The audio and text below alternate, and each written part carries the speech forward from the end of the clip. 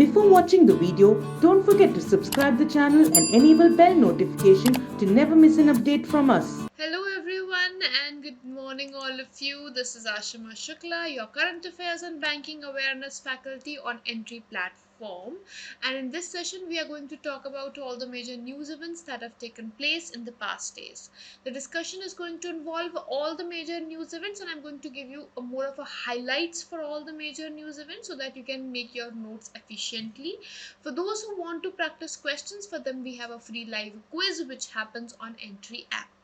Starting on the discussion of news events, the first news event is India-ASEAN Digital Work Plan 2022 was recently approved by India and ASEAN nations during the second ASEAN Digital Ministers meeting. Meeting was co-chaired by Devusinh Chauhan, who is currently the Minister of State for Communications, and Admiral Tin Aung San, who is Myanmar's Minister of Transport and Communication.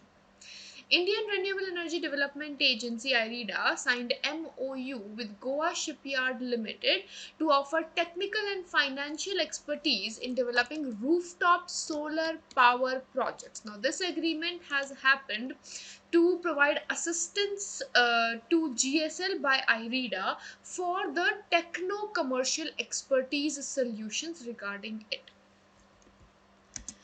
The State Bank of India has partnered with Tata Power Solar Systems Limited.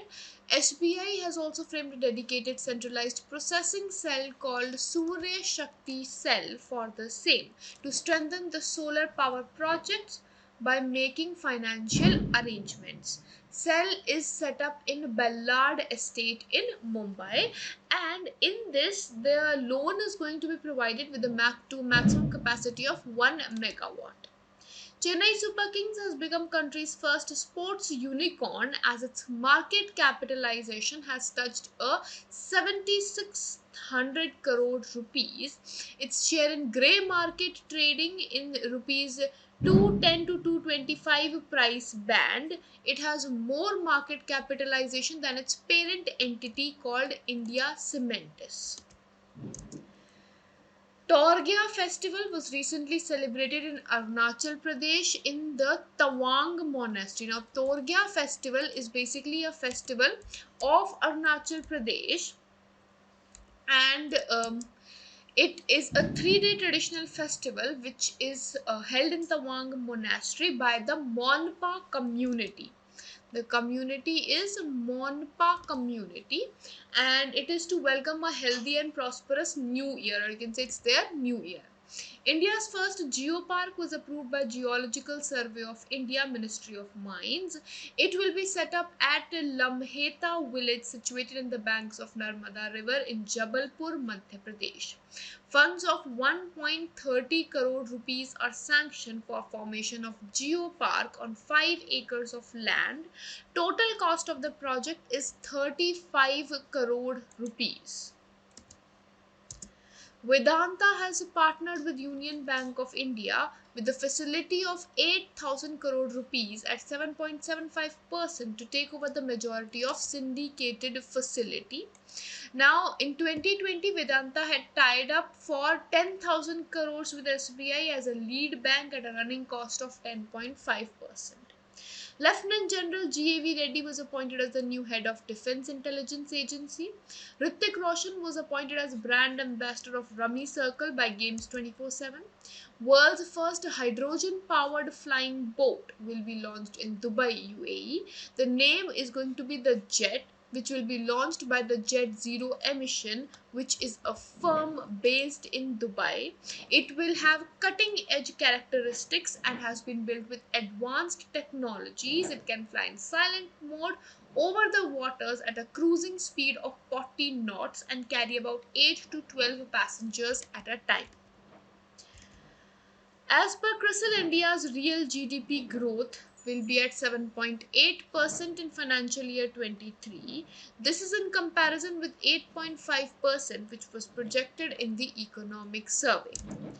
Ministry of Defence commenced the home delivery or self pickup of medicines to patients service under the Services e-Health Assistance and Teleconsultation Scheme or SEHAT scheme. SEHAT scheme was launched to grant medical teleconsultation service for all entitled armed forces personnel and their families in May 2021.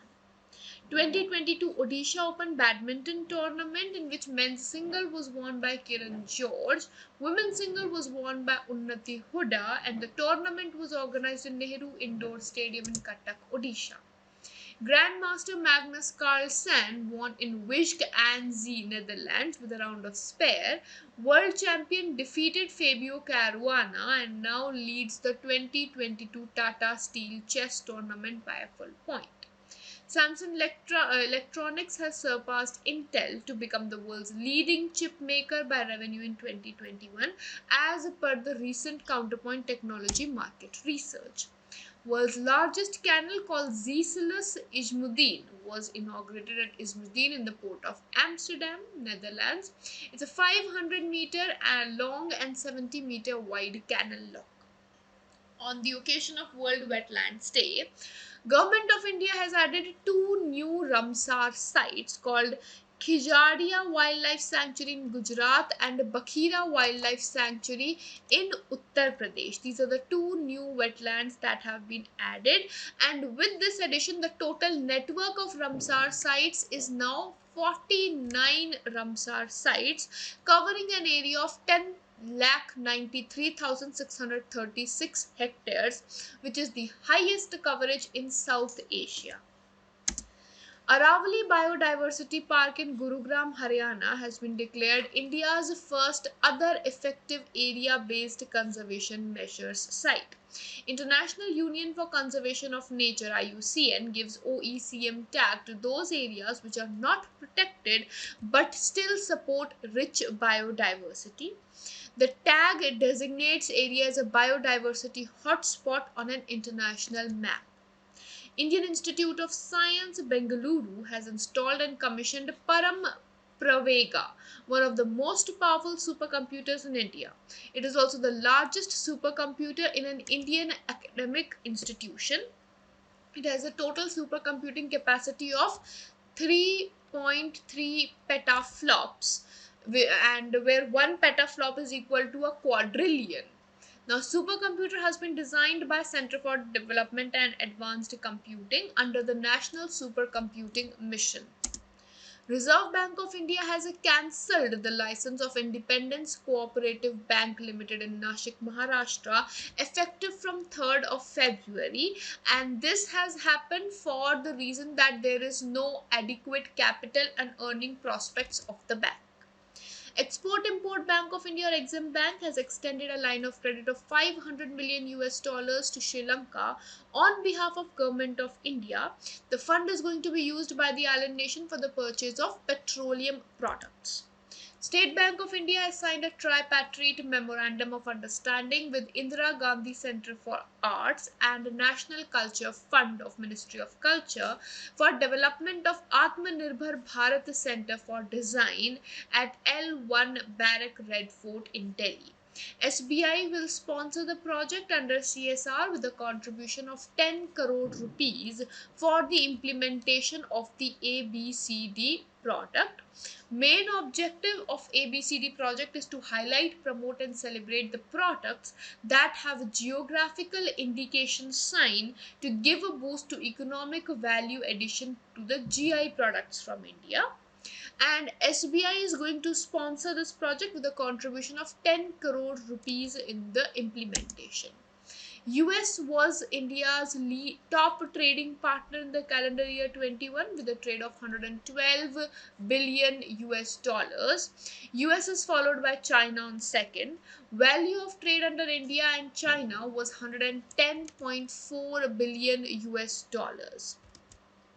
Ravi Mittal, the former Secretary in Department of Sports, has been appointed as Chairman of Insolvency and Bankruptcy Board of India. He is going to serve as the Chairman of IBPI for a term period of 5 years or till he attains 65 years of age, whichever is earlier.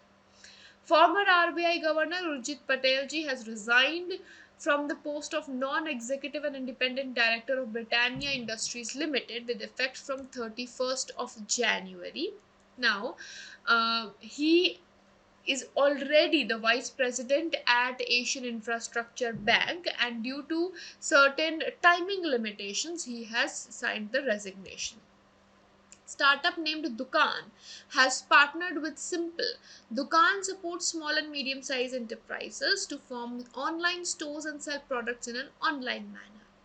Government of India is going to set up National Land Monetization Corporation with initial authorized share capital of 5,000 crore rupees and subscribed share capital of 150 crore rupees. Now, NLMC will perform the monetization of land and the non-core assets, and it will be incorporated as a 100% Government of India owned entity. With this, we'll be winding up the segment of the day. Don't forget to like and share the session. I'll be seeing you in the next video. Till then, have a great day ahead.